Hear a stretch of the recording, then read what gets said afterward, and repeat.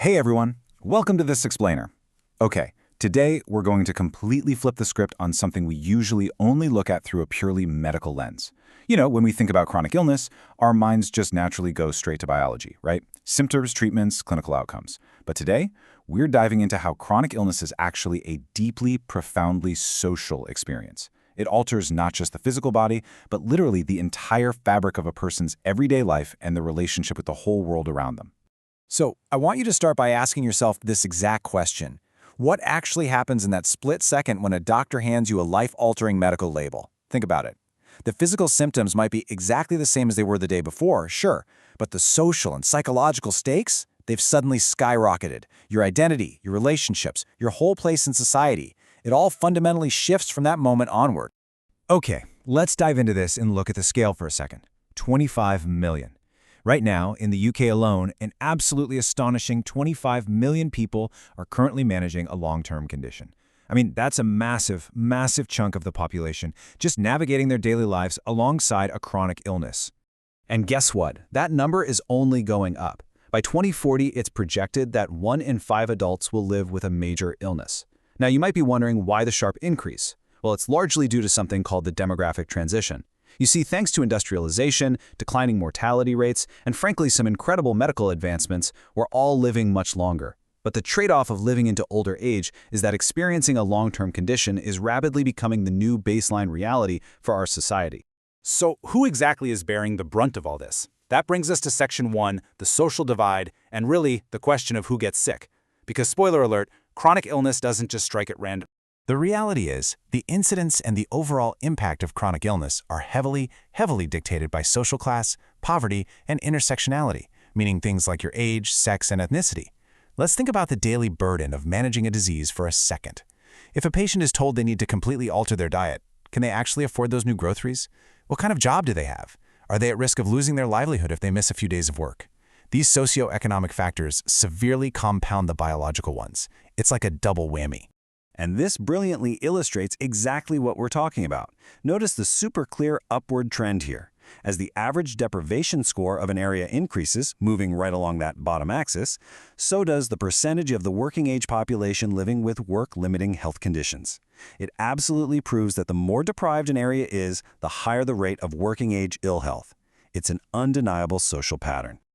All right, so we've looked at the macro trends. Let's zoom right in on the individual now for Section 2, the weight of a label, and the psychology of diagnosis.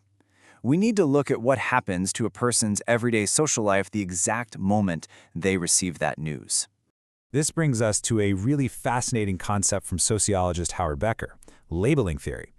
Becker emphasizes that a diagnosis isn't just, medical data shoved into a patient's file. It acts as a disease label. It's a classification that irreversibly changes the status of an individual. It essentially acts as a societal recognition that you've deviated from the so-called norm of healthiness. The label dictates how society views the person, sure, but even more critically, it dictates how they view themselves. Building on Becker's foundational work, Edwin Lemmert introduced this idea of secondary deviance. And this is where the real psychological weight sets in. Secondary deviance happens when an individual internalizes this new label, totally altering their self-regard. Tragically, as sociologists note, these disease labels have the immense power to, quote, spoil the sufferer's identity, both personally and socially. They become the ill person first and everything else second. And well, trailing right behind a label is usually stigma. Irving Goffman defines stigma as an attribute, behavior, or reputation that is socially discrediting. But it's absolutely crucial to differentiate between two types here. First, there's enacted stigma, which is the actual tangible discrimination or negative reactions a person faces. And then there's felt stigma. Felt stigma represents those imagined social reactions, the internal fear of being judged that just slowly chips away at a person's confidence, even if nobody's actually said a single negative word to them. This distinction is so critical because it creates a pretty devastating negative feedback loop. Just walk through this emotional progression with me. A patient internalizes a negative label, which absolutely tanks their self-esteem through that felt stigma. Lacking confidence, they start to back away and restrict their activities. And that social withdrawal, it breeds profound isolation, which then just reinforces those initial negative feelings of diminished self-worth. It's a vicious cycle that honestly has absolutely nothing to do with their actual physical symptoms. which completely forces us to reevaluate how a person navigates their life post-diagnosis. Let's move to Section 3, biographical disruption, and what happens when life script changes. This is a super influential concept made famous by Michael Burry back in 1982. So the crucial point here is that chronic illness basically shatters the very structures of everyday life and the knowledge that underpins them. Kathy Charmes points out that uncertainty becomes the defining feature of a patient's life, and it's usually driven by three agonizing questions: why me and why now? What should I do now, and what will happen to me? The individual's entire life story, their biography, has been interrupted, and they're just left standing in this cloud of profound uncertainty.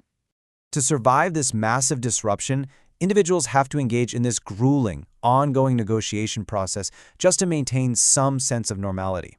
Barry breaks this down into three dimensions of management. First, there's coping. That's the internal, cognitive battle to just make sense of it all. Second is strategy, basically figuring out how to manage the condition's impact on all your daily interactions.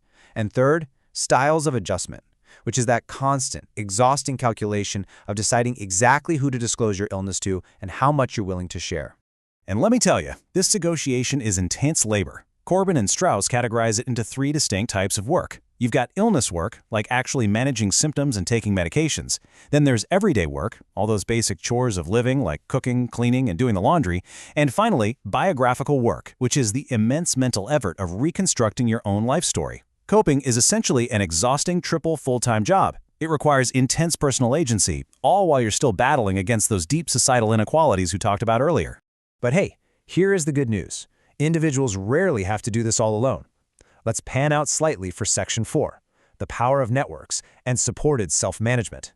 We're going to look at how social interactions and relationships typically change over time.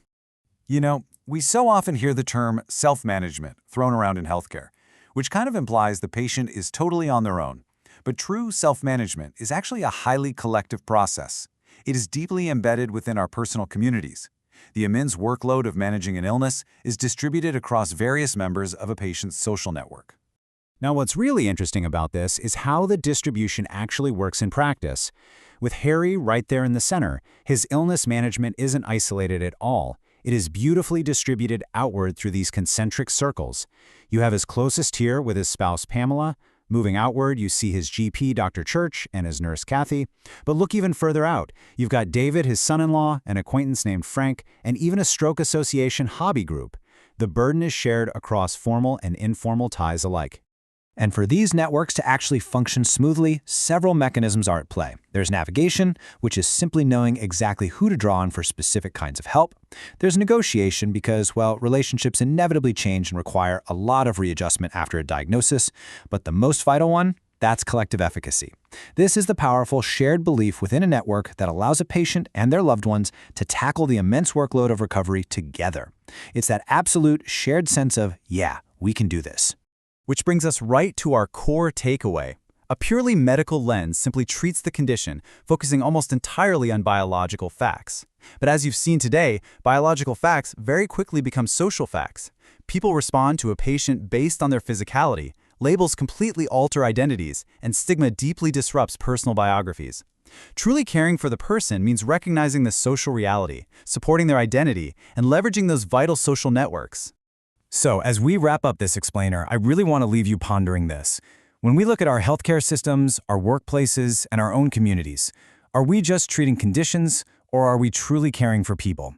Because understanding the deeply social experience of chronic illness is literally the very first step toward bringing humanity back to the center of care. Thanks so much for joining me today, and keep asking those big questions.